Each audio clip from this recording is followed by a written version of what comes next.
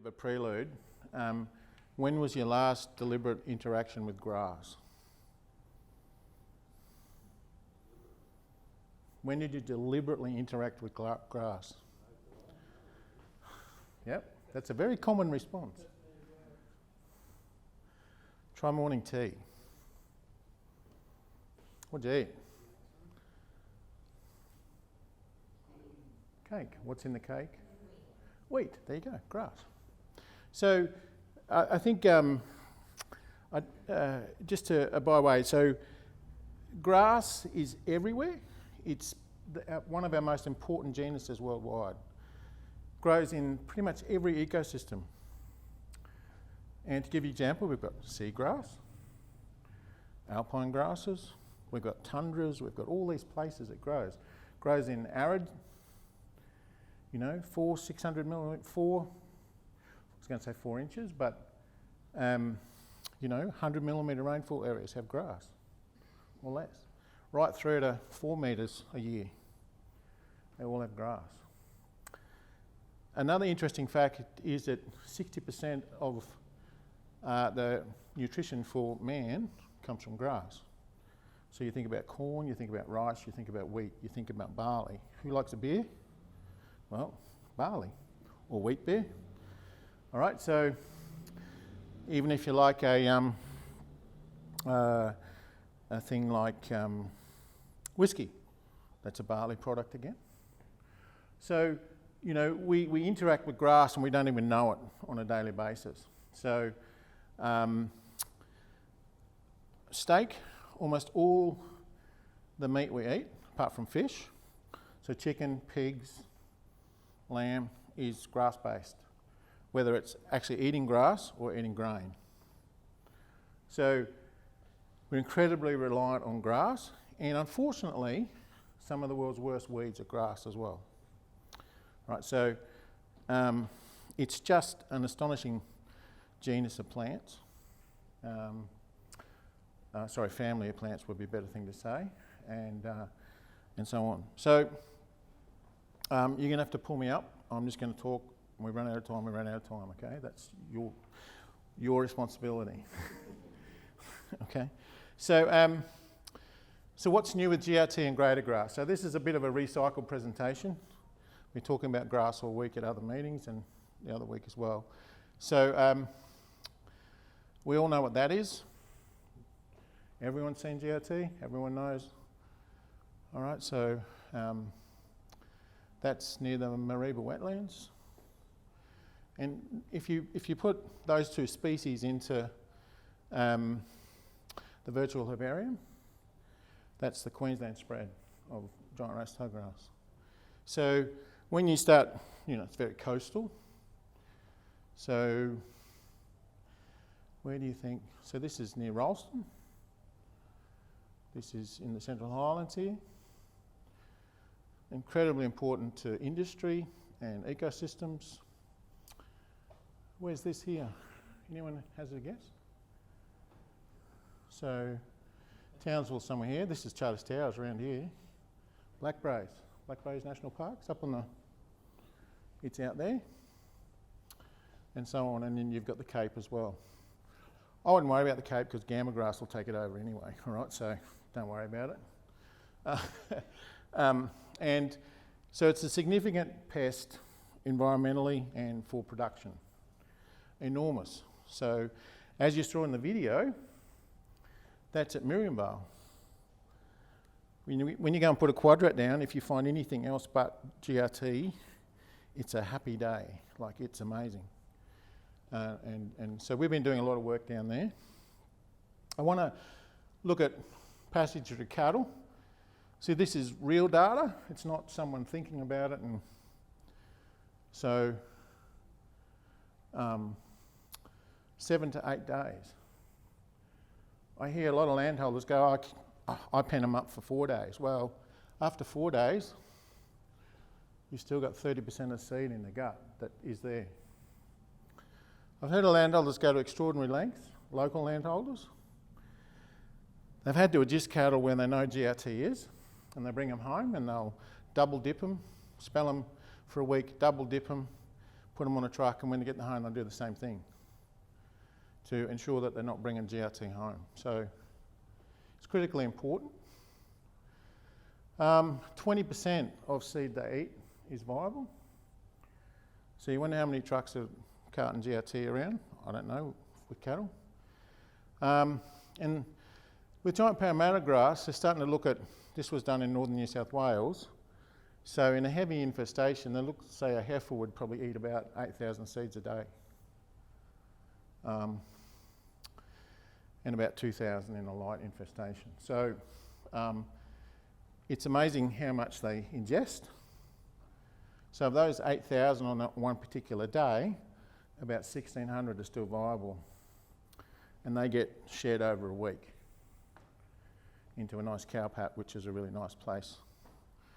And then you have dung beetles that come and put it up and put it in the ground for you.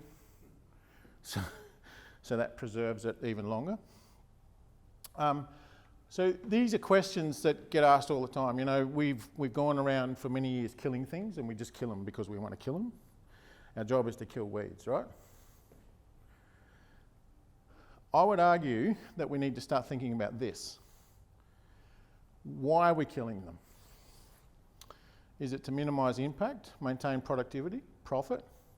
So these are environmental impacts, as well as you know, protecting assets and all that sort of stuff. And this is about maintaining cows, really. But many times we see landholders and they drive themselves mad killing GRT. They're kept awake at night. And largely it's because they don't sit down and think about why they're doing it and its impact and how they might manage that better. Because, you know, forget about the GBO and all that sort of stuff. Well, we're not going to forget about it, but you just need to think out away from that in a minute. At the moment, you've really got to think about why you're going to kill it. At the best we can do when you have it is probably keep it as a background weed. Now I'm talking in pasture systems, maybe even in environmental systems. It's going to be a background weed. So really, at the end of the day, if I'm a beef producer, I want to do this stuff. This is where I need to be. It's about profit and productivity. And if that means I have a few GRT plants, who cares? As long as I'm meeting a GBO. So as long as when I'm shifting cattle from known GRT areas, I do the spelling, so I'm not putting them on a truck. As long as I maybe keep it off my boundaries and try to keep it out of my waterways. So it's a different way of thinking. I've talked to a lot of councils, well, several councils about this who struggle to apply the GBO and make it practical and workable for landholders. It's pretty easy to do if you're doing things like prickly acacia or Parkinsonia, but once you move away from the woody weeds, this becomes a whole new kettle of fish because it's so movable. It just has a whole new level of complexity. Some of the things we can do is grazing management is critical for grazing.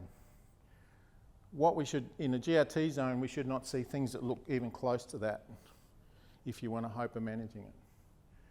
Every time you graze country to this big, GRT goes, tick, I'm in. Greater grass does the same. So first thing is you need to leave as much cover as you can. Not only does that help you with your weeds, it helps you with all sorts of other land management things around stopping sediment going into the creek or your nutrients, because every bit of sediment's your nutrients going down the creek. We should be thinking about trying to store carbon in this day and age, and there's a lot of money out there for carbon credits if you can prove you can store it and measure it. You know, there's all those kind of things.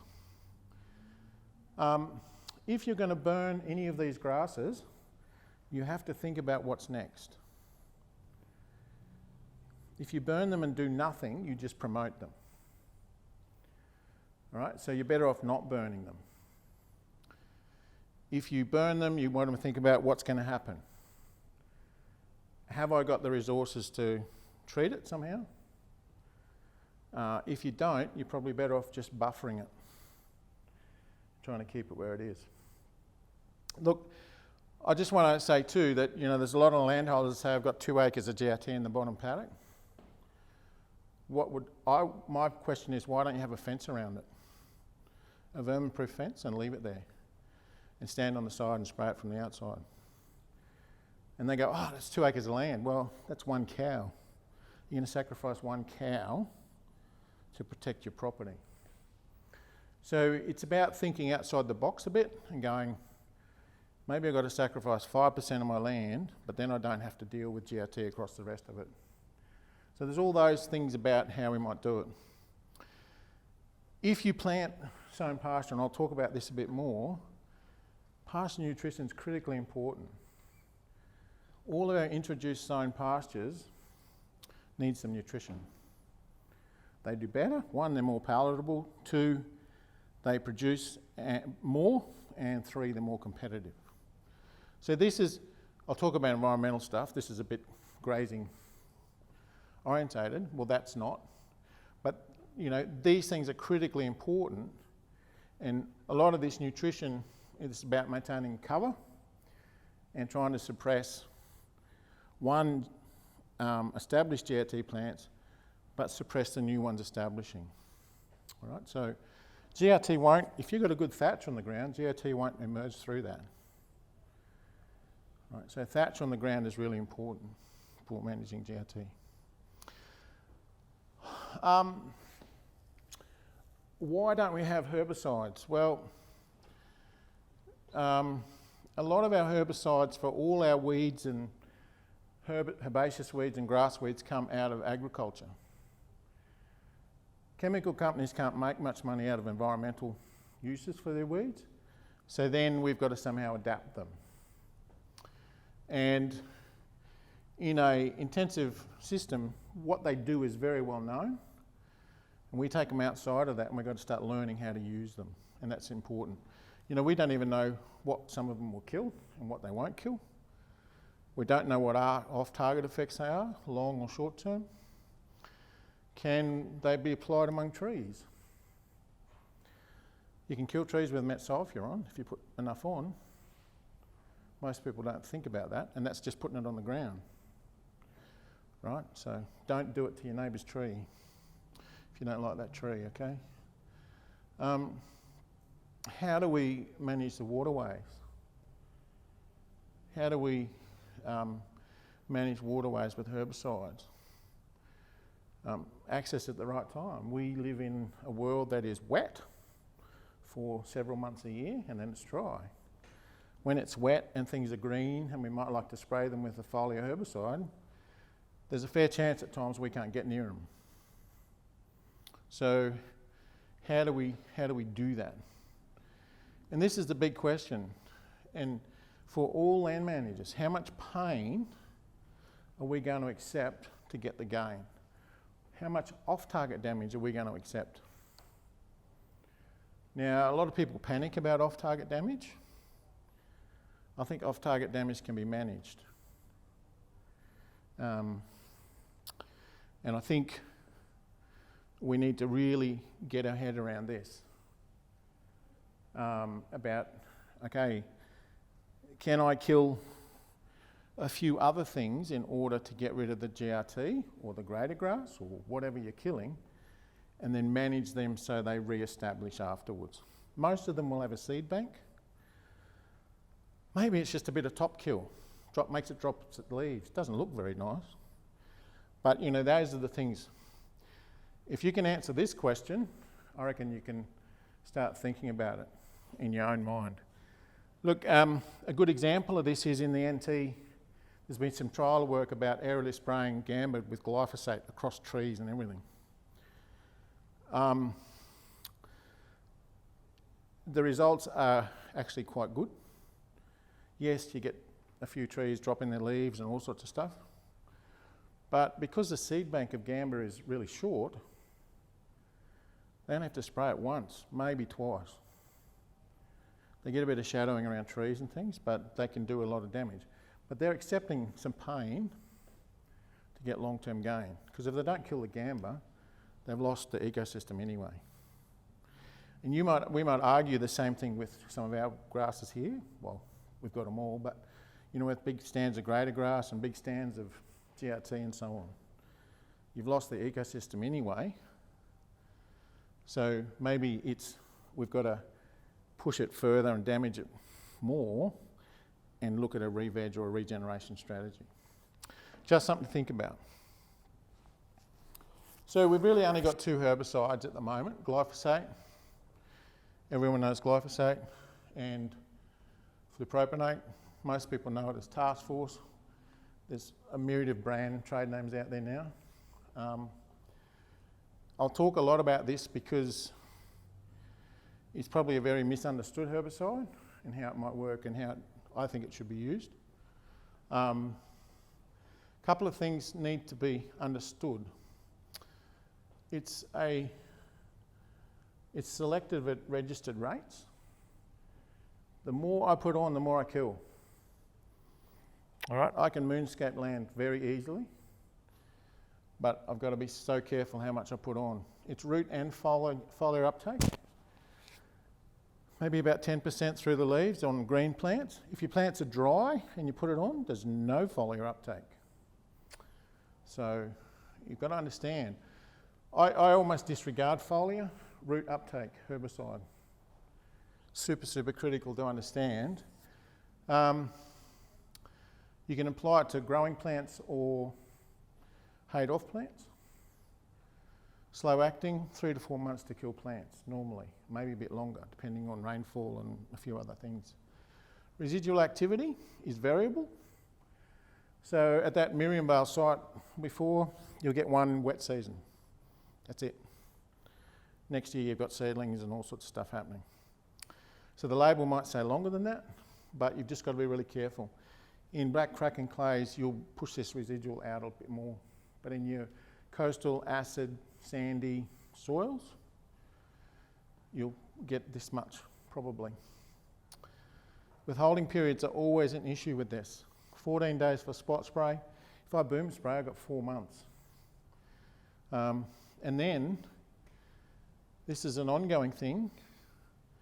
If I'm grazing cattle and I want to send them to a meatworks to slaughter, I've got to move them out of a treated area and put them on clean feed for 14 days. It's really important.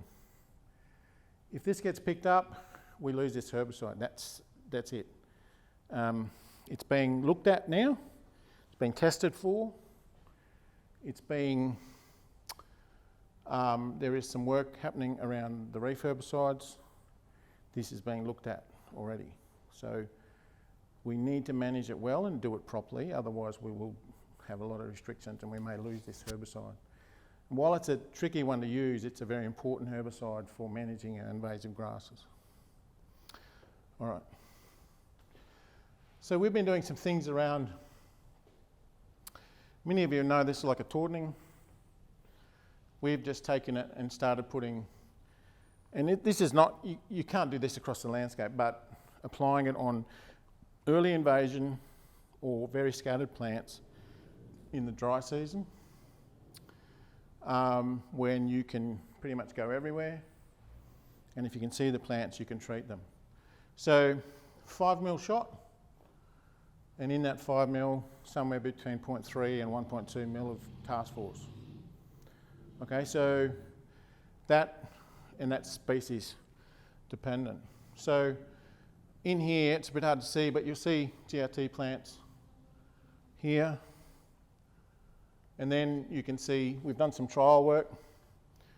There's a GRT plant in amongst native grass, and this is one killed. All right, so this was applied in the dry season, so October, November, coming along, and it didn't even produce any seed heads that year, it just died. First rains, these grasses are looking for moisture. They got a fibrous root system, and it was applied just straight into the crown. You can do it walking past. You can walk like this and you just go, you don't have to be on top of the plant. As long as you're hitting into there, and not that much around it is damaged at all. So just trying to look at how we might use it in different ways. This was largely developed and thought about for wet areas that you can't access in this when it rains. So we've had landholders now start to use this in drainage lines in the dry season, not in creeks, but sort of gullies and all sorts of stuff that is just GRT, and even on flat ground, and they're starting to get good results. And this is just a graph. 0.2 of a mil was as good as 0.3 and 0.4. So if you think about 0.2 of a mil of the task force product, if I'm applying it 2 litres a hectare, that's what goes on 1 square metre. And the basis behind this was we started using it in Gamba and saying, well, in a Gamba system, you probably got 1 big plant per square metre, roughly. And so we started putting the herbicide that we'd use for that 1 square metre just in a squirt into the plant. All right, so, and that's understanding that it's a root uptake herbicide. This is a creek biowash, so the main channel is all the way over in here. And this is sand, pretty much sand. And as some trial work, we just squirted these plants individually. And 4 to 5 months later, they're dead, didn't produce any seed. We couldn't apply Roundup now. And we've got now next to no off-target damage, and we've just killed those plants. So you've just got to be careful. If we'd had a big whoosh of water after we put it on, we probably would have lost it. But we've had some relatively nice rain after that. This is a very perennial question when we start looking at task force use. How does fire and ash affect its efficacy? So ash is carbon, like a charcoal. We know, carbon and herbicides or chemicals, they can bind them up. But we've actually put that to the test twice now, and we burnt it. So this is a GRT after, so that's the ash, a very thick layer. We applied our herbicides into that. We applied herbicides before the fire. We applied task force and then watered it in and waited for a few days and to simulate a rainfall event to answer this question. So we use granular and liquid, but when you start thinking about this, our best treatment, or one of the best, was where we burnt it and then applied task force into the ash. So it kind of displayed a very different result than what was the general wisdom developed by anecdotes and people talking over the fence and trying to explain where they had task force not working. Again, slash it and task force was good. Burn, we watered 20 mil and then we put task force on, was good. You can task force and then we watered it and then burnt it. Wasn't quite as good. But, and these ones didn't even produce seed heads that year. So I'll just show you some pictures. So there's a burn and then task force on top. That's not task force, that's a paspalum type plant. So you can see GRT stand out here and a bit on the edge. That's on the edge. Burn rain task force, we had 1 random plant. But what this also illustrates is how much GRT that was there. There's no native grasses, nothing left. That's a task force and burn. So one of the downsides with task force is if you apply it and then you get a fire before you have some rain to wash it in, you will lose it. because it just sits up on the leaves, it will disappear, it's gone. All right, so just got to keep that in mind. That's a granular and burn. Interesting. Even with granules, we might think we might protect them a bit, but I reckon we've applied them and they've just sat in the grass and got cooked. Slash and task force. One of the other things with task force is a lot of people who are actively using it say, you've got to reduce that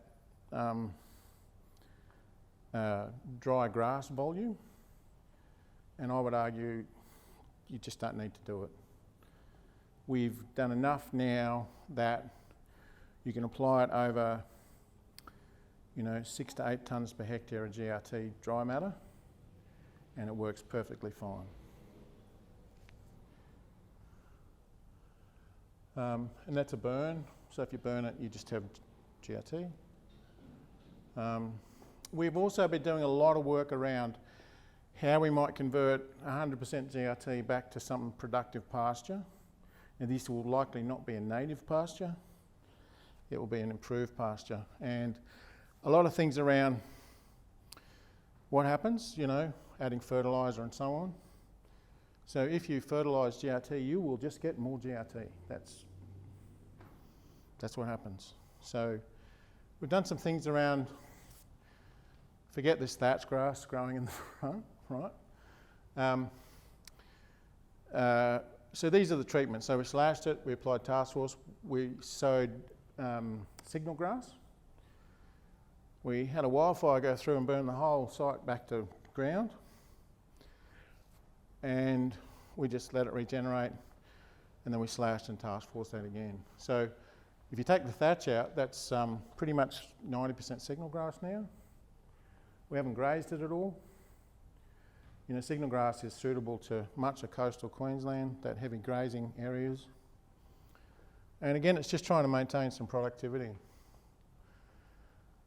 Much the same thing, so seed and fertiliser. Seed and fertiliser just makes your signal grass go a bit better. All right, and it's you might think I'm pushing signal grass here, but I'm not. I'm just pushing a competitive species. So you can use other things. Rhodes grass will work well. Pangola grass. There are a number of different grasses that you could plant. You can see all the GRT seed heads around. But that, up until recently, until the property was sold, and then it's been crash grazed. It doesn't look anything like that now. But, it's a very good stand of useful, productive pasture for livestock. And this is about maintaining productivity and really thinking about what you might do. Again, if you slash GRT, you will just get GRT. And we've done a little bit of wick wiping, but it didn't work super well, mainly because we couldn't graze our area to stratify the pasture so we could wick wipe the GRT. But as soon as we went back to task force, it worked brilliantly. So, and again,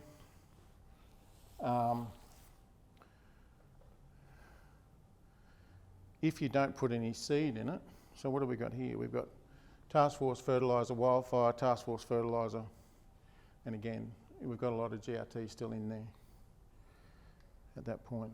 This is don't worry too much about this. I just want to point out some screens. So if we boom sprayed it and added some seed, we've gone to 3.5 tonnes of signal grass dry matter, and that's 54% of the pasture there. Hang on, GRT and signal mean. Righto, that's signal. We started off with 90% GRT, and we've gone to there. If you slash it, and then, we started off with 92% GRT, we're down to 3%, and we've got 86% signal grass. So that's over about a 3-year period.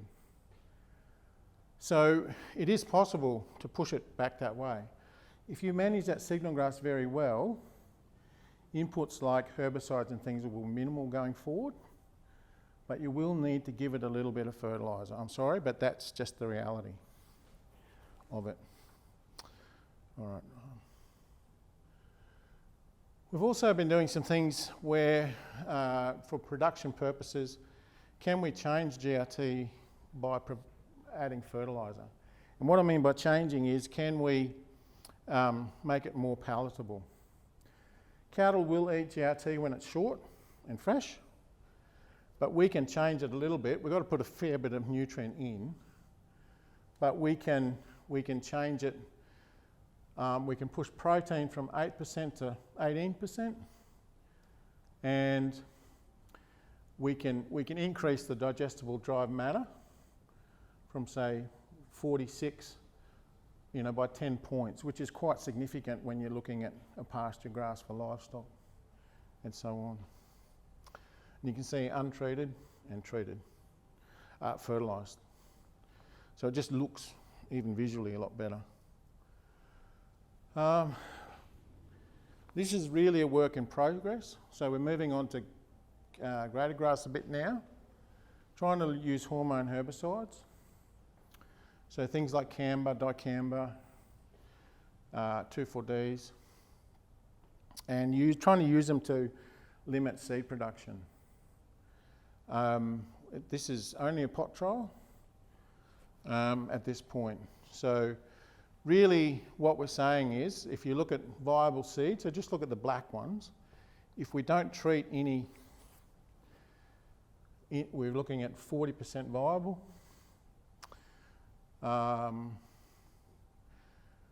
And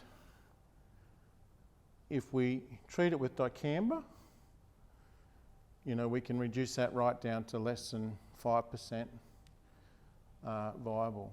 And how it works is, this came out of some work in the US where they looked at their prairie country and they had a lot of annual grasses. And they're trialling this to actually, the hormones at certain growth stages will actually stop it producing a viable seed. And if we step back a little bit more, it's come out of, say, winter cereal production, where you have certain spray windows where you can use these broadleaf herbicides. If you use them outside of that, you can go from good crop to no crop very quickly. Right, so that's trying to apply that a little bit. Still a work in progress. And what this is trying to do is get some selectivity. The holy grail of grass management is to have a selective herbicide. If this works, it means we could walk up to a known grader grass patch and spray it and stop seed production or reduce it to a very low level, but any perennial grasses in there will be fine. And so that's still a work in progress. We did a lot of work around spray topping grader grass. I actually think grader grass is often treated too late. So if you've got grader grass and you can see the seed heads, you're almost too late for spraying it. Because, and I'll demonstrate this in a minute, you spray window from when the anthers appear, so when it flowers. Yes, grass has flowers. Every seed is a flower. It's got anthers and and stigmas and all that sort of stuff. So 7 to 14 days is your spray window. If you go past that, you could almost not bother spraying it. All right, so it's a very, very short window. So spray topping is about trying to use sublethal doses of herbicide. So sublethal for perennial grasses, and just getting the annual grasses you want to stop producing seed. So we did this pot trial a long time ago now, and this data got published at Queensland Weed Symposium about 2010, 11, 12 at Mackay. So we had all these pots of grader grass at work. Looks really yummy and nice for cows at that stage. So I just want to demonstrate. So we use paraquat and glyphosate. Don't use paraquat. Don't let anyone ever force you to use paraquat. So 5 ml of paraquat, you're dead. There is no antidote. There is no cure. You will die. So most of the paraquat incidents happen through accidents now, like a pipe burst and you get plastered with it. In previous times I've heard lots of people having issues with paraquat, and it's because they don't do the normal safety stuff. They're smoking while they're doing stuff, or you're not using gloves and changing nozzles and all that sort of thing. All right, so, but paraquats, you just got to be super careful with your PPE and the way you use it if you're ever going to use it. So what I want to show you is, so this is when the inflorescence appears.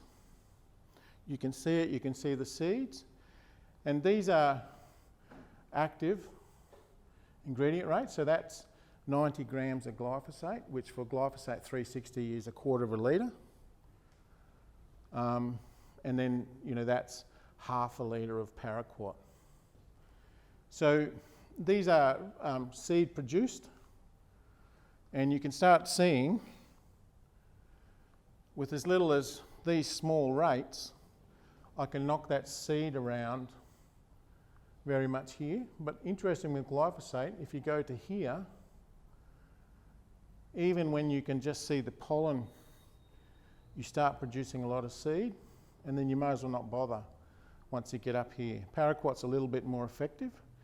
You can bump the glyphosate up to 1/2 a litre and you get this here as well.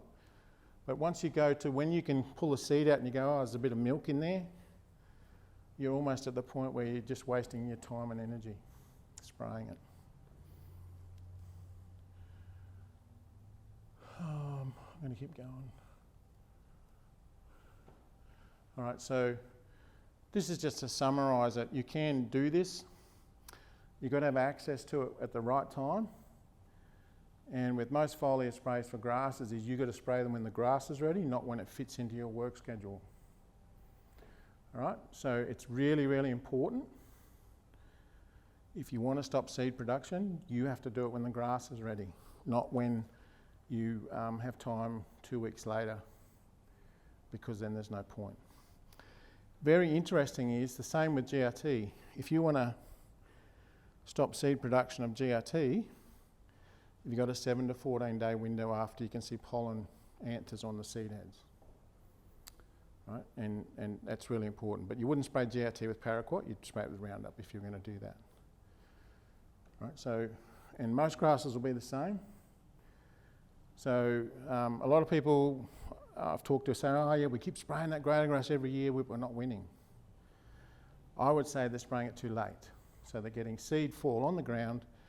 Yeah, they're killing that plant, but all the seeds on the ground are ready for next year. So you've got to wind that back a bit, and you've got to do it earlier. And that might mean you've got to know where it is before, from last year, those patches of greater grass are, and then you've got to target them when you get a chance. We're doing a lot of work around, can we use task force as a pre-emergent for greater grass? And yes, we can. We're nearly at the point, we're trying to get all our data together and get some minor use permits. We'd had hoped to have a greater grass project up to just to finalise some data, but we've been knocked back twice now. Yeah. But this is just, we've been just trying to summarise our data on what we know about the grasses. Seed longevity of grade is 3.5 to 4 years. So if you start and you want to eradicate it, I just want to say too, if you can keep an area unburnt and undisturbed, greater grass will probably disappear within 5 years. Been some of that done up in near Cardwell. They've had an isolated patch. They must have heard me yapping about work I'd been doing, and they just left it alone, and it's all gone, reverted back to native. So there are options. They all run on disturbance. The more you disturb country, the more of these you will get. So highly disturbed things like roadside edges we're slashing. All of these love that. So, and so on. Yes, pretty much all of them are promoted by fire. All of them are disturbance driven. And this is just some herbicide trying to collate. 3 stars mean it works well. Question marks means we don't know. 1 star, don't bother. All right, so I'll leave that with you. This is a bit of management 101. This is probably the most important thing. Have an objective of why you're going to go and do something. That's pretty simple. Also, if you're going to do this, saddle up for a longer program. 2 years will not do it. You want to saddle up for a 5-year program minimum. This is critical. I reckon in some cases if you don't get the first few patches on the roadside, you probably lost most of it. The grasses are that well adapted to do and move and spread. You've got to jump on them early, and even if it means a scorched earth policy for 3 years. It's only as big as this room. Who cares if it's bare for 3 years? It doesn't matter. It's that critical to the overall outcome. I talked about that one, or I'm going to say it again. There's no quick fixes. And eradication, just put lots of question marks after that one. That's a greater grass paddock. Every bit of orange is greater grass. So my question is, what's the way back? I don't know if there's a way back. How do we get back from that to something, you might say, what's the alternative now? Just food for thought.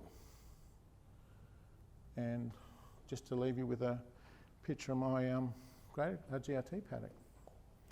All right, I'm going to stop there.